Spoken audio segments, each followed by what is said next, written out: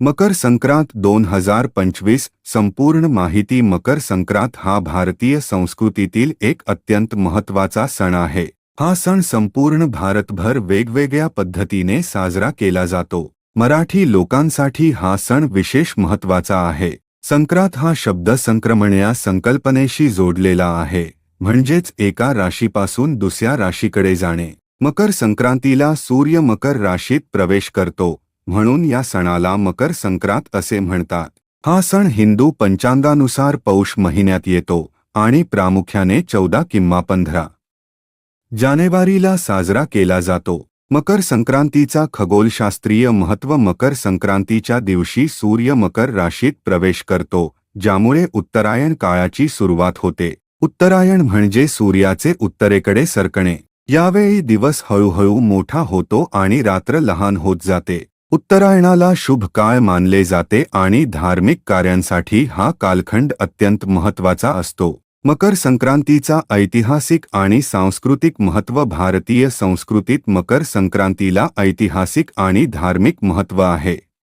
या दिवशी पुराणकथांनुसार सूर्यदेव आपल्या पुत्र शनीच्या घरी येतात.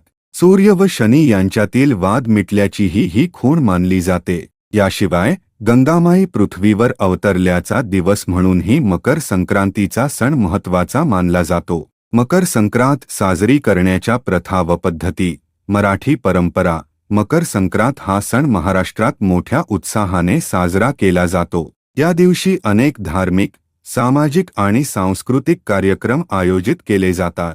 महाराष्ट्रातील मकर संक्रांतीच्या काही खास परंपरा आणि रीतिरिवाज खालीलप्रमाणे आहेत.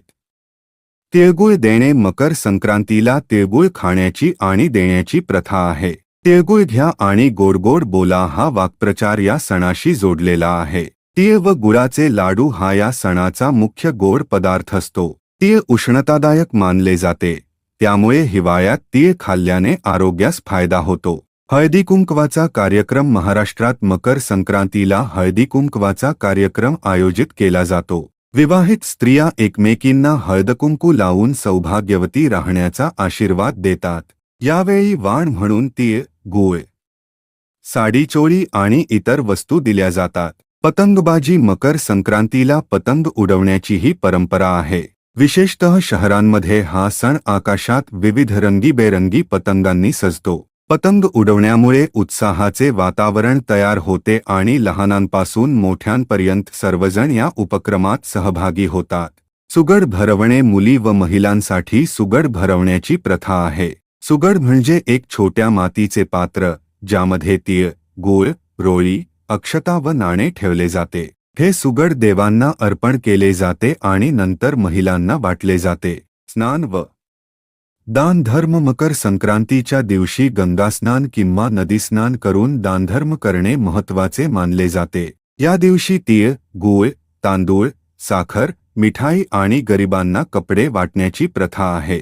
यामुळे पुण्य मिळते असा विश्वास आहे. मकर संक्रांतीला खाल्ले जाणारे खास पदार्थ. मकर संक्रांतीच्या सणात खाद्यसंस्कृतीचे खास महत्त्व आहे. महाराष्ट्रात या दिवशी अनेक प्रकारचे गोड पदार्थ बनवले जातात. तिळगुळाचे लाडू, गुळपोळी, पुरणपोळी, तिळाचे वडे, बेसन लाडू हे पदार्थ तुपात शिजवले जातात, ज्यामुळे शरीराला उष्णता मिळते आणि थंडीचा त्रास कमी होतो. मकर संक्रांतीचे इतर राज्यांमधील स्वरूप. मकर संक्रांत भारतात विविध राज्यांमध्ये वेगवेगळ्या नावांनी आणि पद्धतीने साजरी केली जाते. पंजाब येथे हा सण लोहडी म्हणून साजरा होतो. उत्तर प्रदेश व बिहार खिचडी या नावाने साजरा केला जातो. तामिळनाडू येथे पोंगल या नावाने साजरा होतो. आंध्र प्रदेश व तेलंगणा संक्रांती सण मोठ्या थाटामाटात साजरा केला जातो. गुजरात उत्तरायण म्हणून ओळखले जाते. मकर संक्रांतीची आधुनिक काळातील साजरी करण्याची पद्धत. आधुनिक काळातही मकर संक्रांत पारंपरिक पद्धतीने साजरी केली जाते, मात्र त्यामध्ये काही बदल झाले आहेत. सोशल मीडियामुळे लोकांमध्ये तिळगुळ संदेश पाठवण्याचा ट्रेंड आला आहे.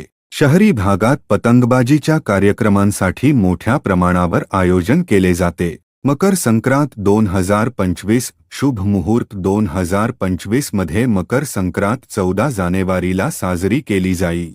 सूर्य मकर राशीत प्रवेश करण्याचा शुभ मुहूर्त हा संध्याकाळी 7:30 च्या सुमारास असेल. मकर संक्रांतीचा पर्यावरणीय संदेश. मकर संक्रांत हा सण निसर्गाशी जोडलेला आहे.